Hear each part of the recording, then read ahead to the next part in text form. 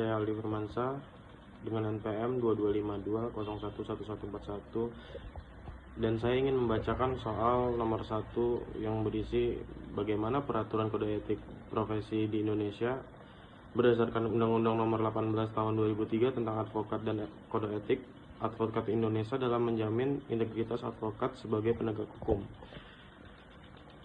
Yang pertama, dasar hukum pengaturan advokat di Indonesia. Profesi advokat di Indonesia secara formal diatur dalam Undang-Undang Nomor 18 Tahun 2003 tentang advokat.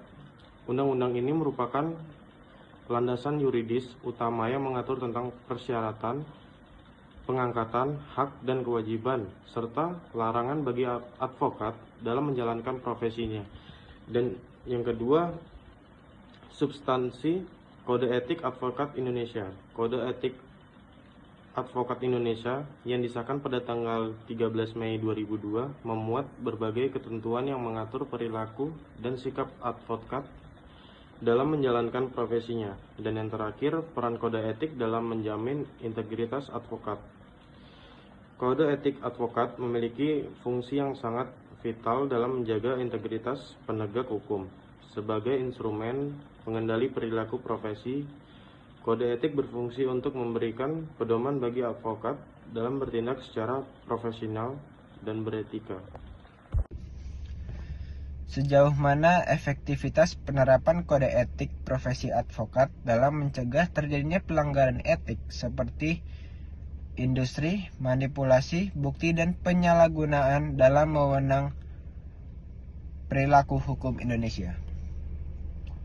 Yang pertama, analisis efektivitas penerapan kode etik advokat, yaitu mengukur efektivitas penerapan kode etik advokat dapat dilakukan dengan menggunakan teori efektivitas hukum yang ditentukan oleh Surjono dan Soekarno, yaitu faktor hukumnya sendiri adalah faktor penegak hukum, faktor masyarakat, dan faktor kebudayaan, dan faktor sarjana.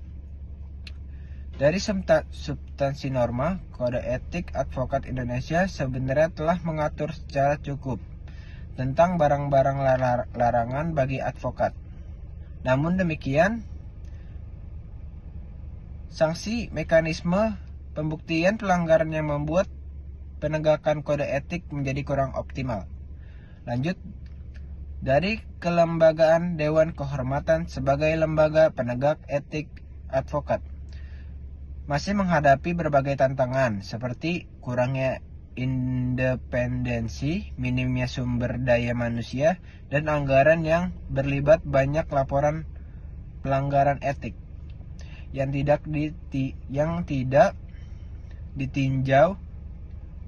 tinjak lanjuti secara serius.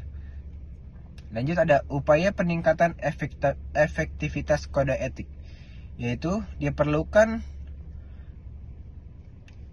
berbagai upaya sistematik yaitu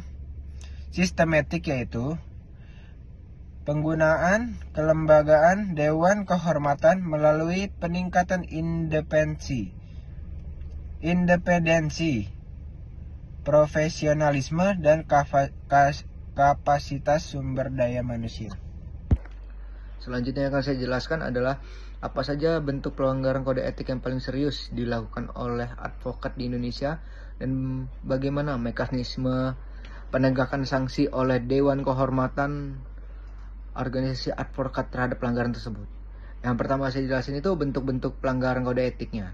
Pertama, pelanggaran kewajiban kerahasiaan. Advokat wajib menjaga kerahasiaan yang diperoleh dari kliennya dalam hubungan profesi. Pelanggaran terjadi ketika seseorang advokat membocorkan rahasia klien kepada pihak ketiga, termasuk kepada pihak lawan dalam perkara, baik secara sengaja maupun tidak sengaja.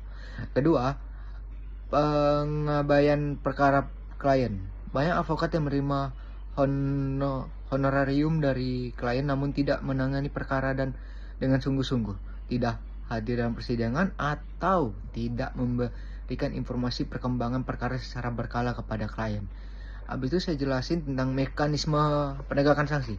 Mekanisme penegakan sanksi terhadap pelanggar kode etik advokat di Indonesia diatur dalam Kode Etik Advokat Indonesia dan tata cara persidangan dan Dewan Kehormatan secara umum.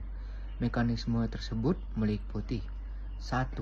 Tahap performa adalah tahap pengaduan ralat, maksudnya tahap pertama adalah pengaduan. Yang kedua, tahap kedua adalah pemeriksaan pendahuluan.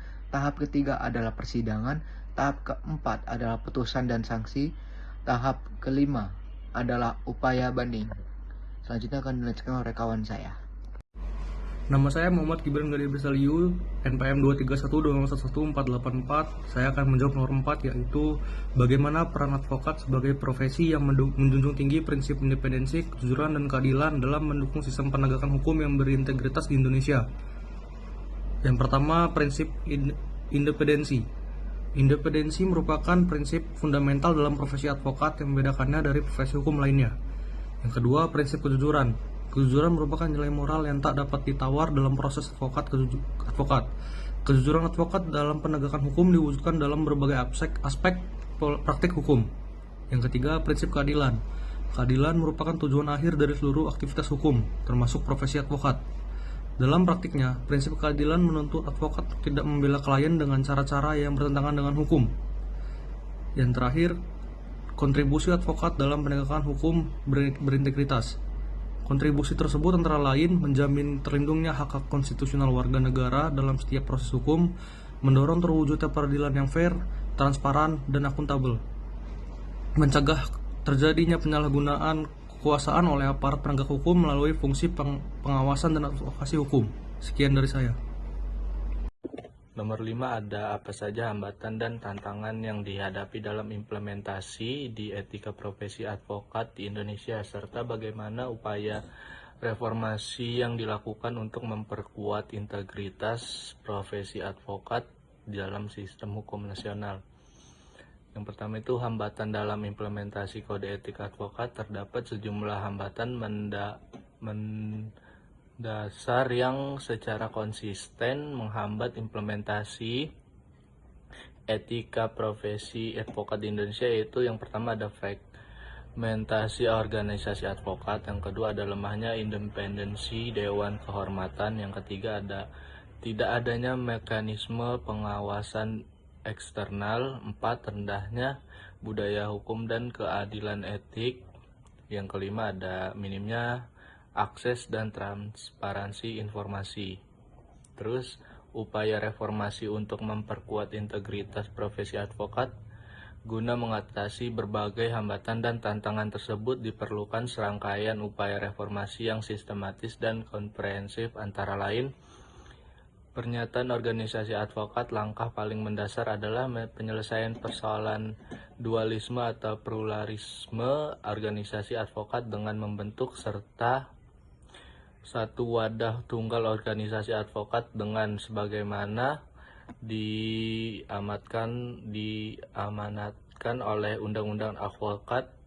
Penyatuan ini akan menciptakan standar etika yang seragam, memperkuat dan meningkatkan akuntabilitas profesi advokat secara keseluruhan. Lalu penguatan kelembagaan dengan Dewan Kehormatan, pembentukan mekanisme pengawasan dan pembaruan internal. Undang-Undang Nomor